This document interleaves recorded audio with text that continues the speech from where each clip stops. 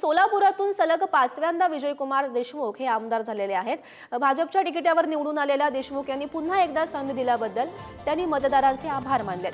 महायुती सरकारमध्ये मुख्यमंत्री पदाची धुरा देवेंद्र फडणवीस यांनी सांभाळावी अशी इच्छाही त्यांनी व्यक्त केली।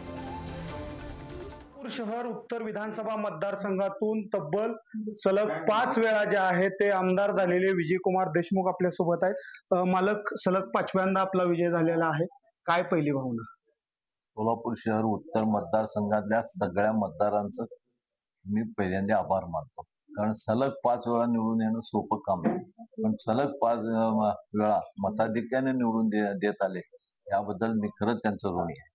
दुसरीकडे महायुतीची सत्ता बसत असताना तिन्ही पक्षाकडून मुख्यमंत्रीचा दावेदार जो आहे ते प्रत्येक पक्षाला त्यांचा नेता व्हावा मुख्यमंत्री असं वाटतंय। आपल्याला काय वाटतंय की महायुतीकडून मुख्यमंत्री कोण झाला पाहिजे?